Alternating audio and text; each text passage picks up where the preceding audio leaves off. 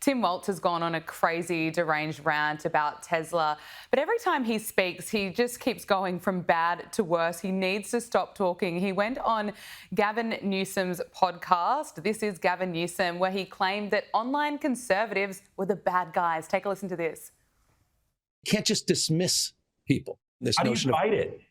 And well, this notion I think of I can kick most of their ass. I do think that if they want to do it. I know I can outrun them, but I don't know if we're going to fall into that place where we want to. Okay, we challenge you to a WWE fight here type of thing. No, but it's a natural reaction. I think it's one of the reasons we're losing so many men. And again, it's multi-ethnic. It's not just white men. We're losing them. We're losing them to these guys online. We're losing them people that I'm bringing on this podcast as well. That's why I brought. These are bad guys, though. These are bad guys. But they exist, and we could deny they exist. They exist. Not only they exist, they persist, and they're actually influencing young kids every single day. How do we push some of those guys back under a rock?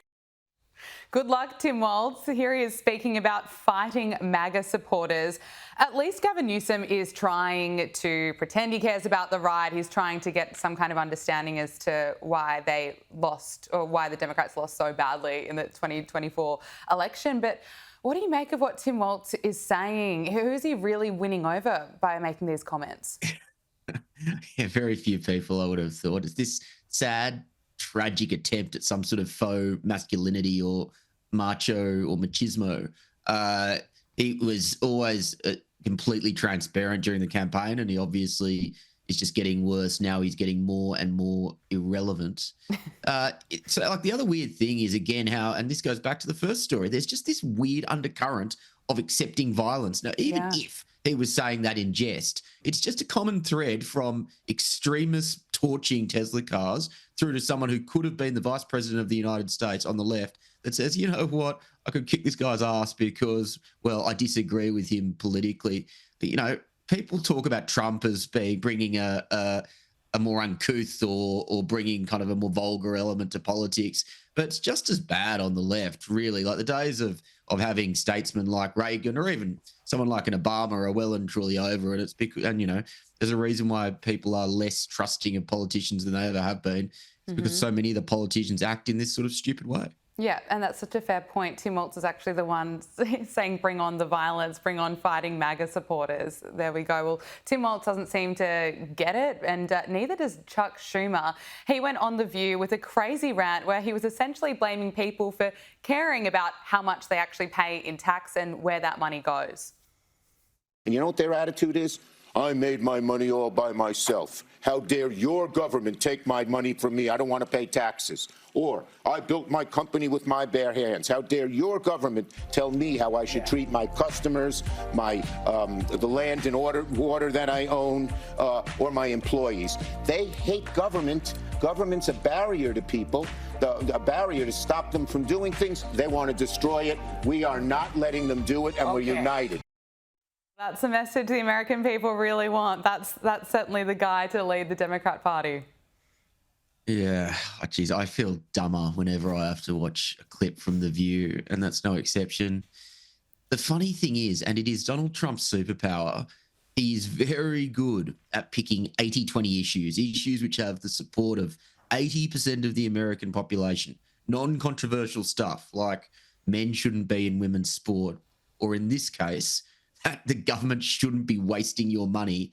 And because they hate him so much, they then fall into the 20% side of the equation and are forced to take these sorts of positions, which no reasonable person would take.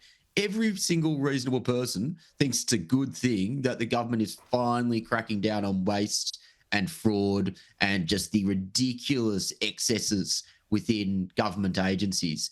And unfortunately, the Democrats, and this guy is the number one ranked Democrat left in politics, they just don't get it because they're so blinded by their hatred of Trump and more recently their hatred of Elon Musk. Yep, and we're just seeing that play out, and somehow it seems to be getting worse. This week, a federal judge who was nominated to the bench by Barack Obama essentially ordered that Elon Musk and Doge reinstate the functionality of USAID. Now, Donald Trump has, of course, called the agency a scam. We've had so much evidence, so many receipts about the waste and abuse that was taking place at USAID. What's your assessment of how this has been playing out, especially in the courts? Well, it's very simple. Under the American Constitution, the president is the head of the executive branch, and the executive branch includes agencies like USAID. He can do this. It will be eventually go to the Supreme Court, where the Supreme Court, particularly with the current split of judges, will overturn this. So Trump will get his way eventually. But it is just unfortunate that the Trump agenda, which was endorsed by a majority of American people, is being resisted by, your term is exactly right, activist judges. Mm-hmm. It's nakedly political, and again, it is unconstitutional. But it's just that is unfortunately where America is. And the thing is, if you're a judge who is of an activist bent, this is the way to make your career, and it's just it's no more than that, which is unfortunate. It's a shame. Yeah, I couldn't agree more. Will, wasn't it extraordinary to watch the astronauts who'd been stranded in space since June last year return to Earth? Thanks to Elon Musk and to SpaceX and NASA, of course. They landed off the coast of Florida surrounded by dolphins. Let's take a look.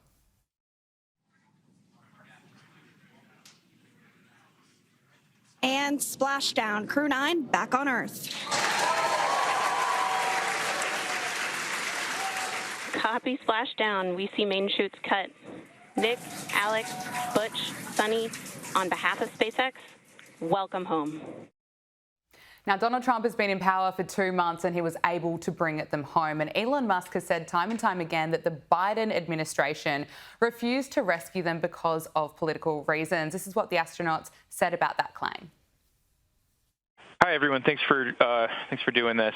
So my question relates to Elon Musk has said that he made the offer to bring you guys back earlier and that it was denied.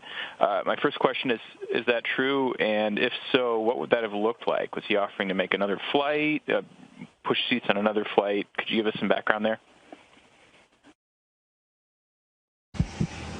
I can only say that Mr. Musk, what he says is absolutely factual. We have no information on that, though, whatsoever.